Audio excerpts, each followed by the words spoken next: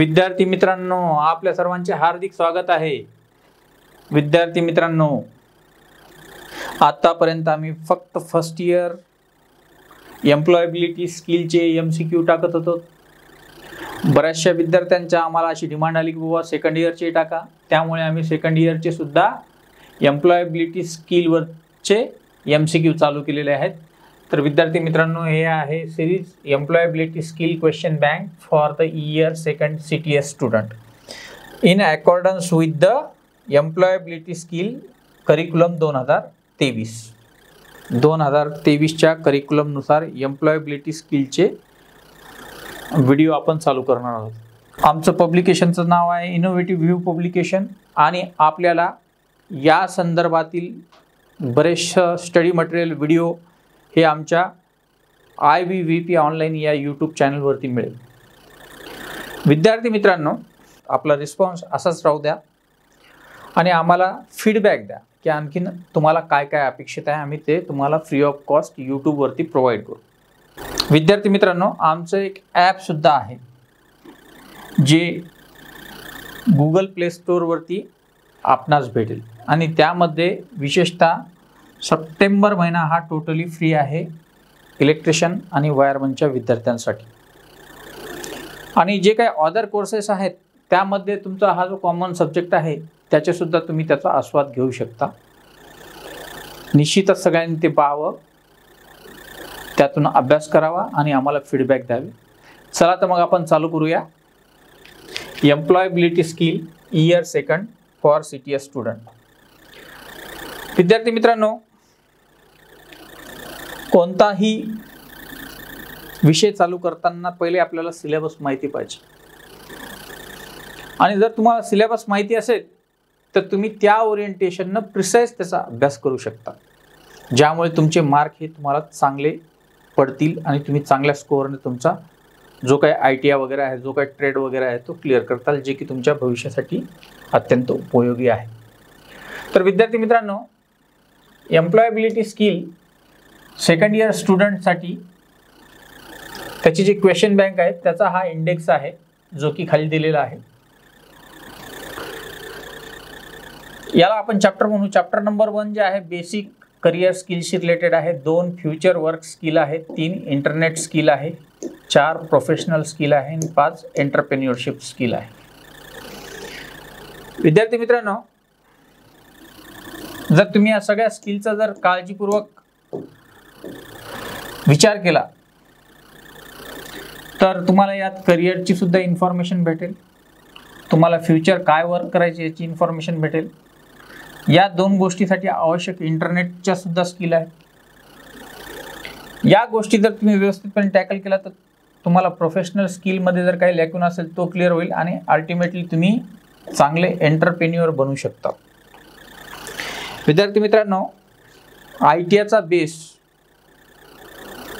किंवा ITIचं जे करिक्युलम आहे त्या करिक्युलमला जर तुम्ही प्रॉपर वेने जर आत्मसात केलं, तुम्ही जर त्याला चांगलं कॉम्प्रिहेन्स केलं तर तुम्ही स्वतः एक एंटरप्रेन्युअर बनू शकता। तुम्ही तुमचा स्वतःचा उद्योग व्यवसाय चालू करून त्यामध्ये तुमच्या टेक्निकल स्किल वापरू शकता। म्हणून हा करिक्युलम त्या पद्धतीने डिझाईन केलेला आहे। तर chapter number 1 deals with the basic career skill, 2 deal with the future work skill, 3 deal with the internet skill, 4 deal with the professional skill आणि 5 deal with the entrepreneur skill. चला तर मग बघूया आपल्या सिरीजचा पहिला MCQ। Let us start. So first question, which of the following are included into resume? तुमच्या resume मध्ये कोणत्या गोष्टी इन्क्लूड असतात? आता विद्यार्थी मित्रांनो, MCQचा बेसिक पॅटर्न आहे की तुम्हाला क्वेश्चन, याला लॉंग फॉर्म आहे मल्टिपल चॉईस क्वेश्चन, त्यामध्ये क्वेश्चन फार इम्पॉर्टंट आहे। जर तुम्हाला क्वेश्चन म्हणजे प्रश्न, जर तुम्हाला प्रश्न जर व्यवस्थित समजला तर तुम्ही दिलेल्या 4 ऑप्शनमध्ये करेक्ट आन्सर शोधू शकता। म्हणून पहिली कंडिशन काय की तुम्हाला तुमचा प्रश्न व्यवस्थित समजून घ्यायचा, तुम्हाला तुमचा प्रश्न व्यवस्थित समजून घ्यायचा. तर आपला प्रश्न काय आहे की बाबा रिझ्यूम मध्ये काय इन्क्लूड असते. आता सगळ्यात पहिला प्रश्न आला की रिझ्यूम म्हणजे काय.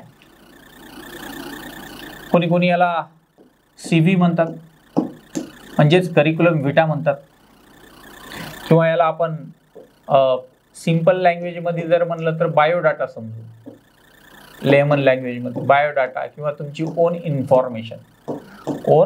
इन्फॉर्मेशन कोणत्याही कंपनीमध्ये वगैरे किंवा कोणत्या फर्ममध्ये अप्लाय करताना तुम्हाला तुमची ओन इन्फॉर्मेशन द्यावी लागते.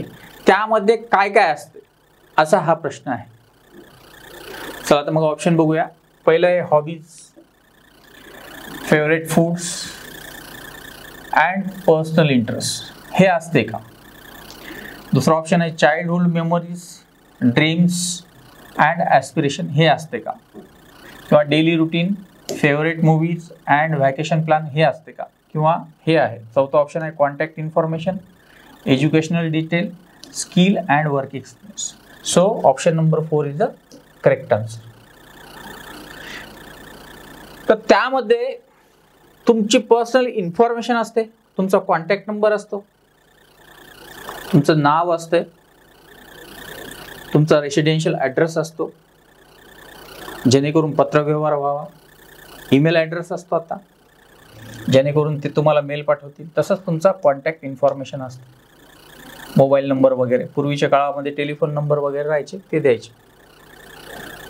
त्यानंतर सगळ्यात महत्त्वाचं म्हणजे तुमची एज्युकेशनल डिटेल राहते की तुमचं क्वालिफिकेशन काय, आणि त्यानंतर सर्वात महत्त्वाचं म्हणजे तुमच्या स्किल काय, इंजिनिअरिंग स्किल किंवा तुमच्या ITIच्या वगैरे स्किल काय, आणि तुमचा जर काही एक्सपिरियन्स असेल तर वर्क एक्सपिरियन्स. ह्या सगळ्या गोष्टी त्यामध्ये इन्क्लूड असतात. म्हणून ऑप्शन नंबर 4 करेक्ट ऑप्शन आहे. आता इल्युस्ट्रेशन बघूया. काही काही रिझ्यूम मध्ये आता जर ऑप्शन 1चा विचार केला तर हॉबीज विचारतात, हॉबीज टाकतात, प्लेइंग क्रिकेट वगैरे, पण फेवरेट फूड टाकत नाही. त्याचा काही प्रश्नच नाही या ठिकाणी. आणि पर्सनल इंटरेस्ट सुद्धा टाकत नाहीत. म्हणून ऑप्शन नंबर 1 हे आन्सर होणार नाही. ऑप्शन नंबर 1 आन्सर होईल का, होणार नाही.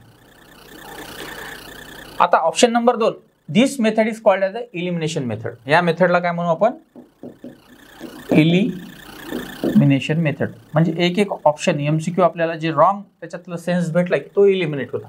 म्हणून पहिला इलिमिनेट झाला, पहिला MCQ इलिमिनेट झाला. आता दुसरा MCQ बघूया.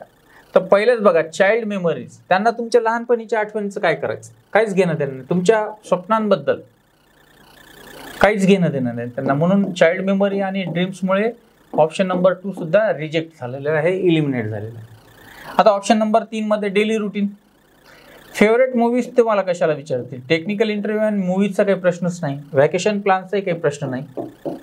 एखाद्या वेळेस एखाद्याने इंटरव्ह्यू मध्ये विचारले की बाबा डेली रुटीन वगैरे काय, पण रिझ्यूम मध्ये हे इन्क्लूड होत नाही. म्हणून ऑप्शन नंबर 3 सुद्धा इनकरेक्ट आहे. पण कॉन्टॅक्ट इन्फॉर्मेशन असावी, एज्युकेशनल डिटेल असावी, स्किल आणि work experience. So option number 4 is the correct answer for this question. परत एकदा रिपीट करतो, your resume include contact information, educational detail, skill and work experience. This is the correct answer regarding with this question number 1. आलं लक्षामध्ये, इल्युस्ट्रेशन आलं सगळ्यांच्या लक्षामध्ये. चला आता मग पुढचा MCQ बघूया. Raghav is applying for a job at marketing firm. What will make his cover letter SC to read. Option बघून घेऊया. Long description, 2 dividing the text into short paragraph, 3 increasing the font size, आणि 4 all of दिस. विद्यार्थी मित्रांनो, बऱ्याचशा वेळेस काय करतात विद्यार्थी की बाबा ऑल ऑफ दिस ऑप्शन आले की सरळ त्याला ब्लँकली करेक्ट करतात, पण असं करायचं नाही. बघून घ्यायचे ऑप्शन व्यवस्थित काय. तर पहिले प्रश्न समजून सांगतो.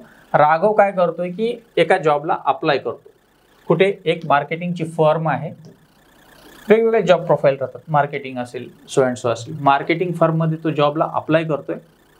तर त्याचा कव्हर लेटर, कधी एक कव्हर लेटर आपण देतो की मी या पोस्टसाठी वगैरे अप्लाय करतो आणि मी इंटरेस्टेड आहे, so and so, so and so. त्याच्यानंतर तुमचा रिझ्यूम किंवा CV पहिल्या क्वेश्चनमध्ये बघितलं ते असतं. तर तुमचं कव्हर लेटर लॉंग डिस्क्रिप्शनचं असं का, बिलकुल नाही. ते तेवढं बघणार नाहीत ना. कधीही शॉर्टमध्ये प्रिसाइज आणि अबंडंट इन्फॉर्मेशन गेली पाहिजे. इन्क्रीजिंग फॉन्ट साईज काहीच संबंध नाही त्याचा. ऑल ऑफ दिस, आता हे दोन ऑप्शन कटलेत, हे दोन ऑप्शन कट झाले म्हणून ऑल ऑफ दिस होईल का? होणारच नाही. बघा लक्षात ठेवा, ऑल ऑफ दिस मध्ये सगळेच यायला पाहिजे, पण या ठिकाणी दोन ऑप्शन कटले म्हणजे सरळ सरळ ऑल ऑफ दिस ऑप्शन कटलेला आहे आणि डायरेक्टली तुम्ही ऑप्शन नंबर 2 हे करेक्ट आन्सर अशा कन्क्लुजनवर तुम्ही येऊ शकता. तर बघा ह्यानं काय सांगितलेलं option number, dividing the test into short paragraph. छोट्या छोट्या पॅरेग्राफमध्ये इन्फॉर्मेटिव्ह छोट्या छोट्या पॅरेग्राफमध्ये तुमची इन्फॉर्मेशन असावी, बरोबर आहे. त्याच्यामुळे 1-2 पॅरेग्राफ तुमचे जे काही त्या पेजवरती A4 जनरली आपण वापरतो, A4 पेजवरती तुमची जी काही इन्फॉर्मेशन आहे ती शॉर्ट पॅरेग्राफमध्ये व्यवस्थितपणे मुद्देसूद मांडलेली असावी. म्हणून राघवला ज्यावेळेस मार्केटिंग फर्ममध्ये जॉबला अप्लाय करायचं तर त्याचं कव्हर लेटर जे आहे ते लॉंग डिस्क्रिप्शनचं नसावं, फॉन्ट साईजचं काही घेणं नाही, ऑल ऑफ दिस होऊ शकणार नाही, ते कसं असावं, शॉर्ट पॅरेग्राफमध्ये असावं. आहे ना इंटरेस्टिंग इल्युस्ट्रेशन? धन्यवाद. तेव्हा भेटूयात पुढील व्हिडिओमध्ये एका नवीन माहितीसह. हा व्हिडिओ आवडल्यास लाईक करा, शेअर करा व आमच्या IVVT ऑनलाईन या YouTube चॅनलला सबस्क्राईब करा. बेल आयकॉन मधील ऑल नोटिफिकेशनला क्लिक करा, जेणेकरून नवनवीन व्हिडिओची माहिती आपणास मिळेल. धन्यवाद.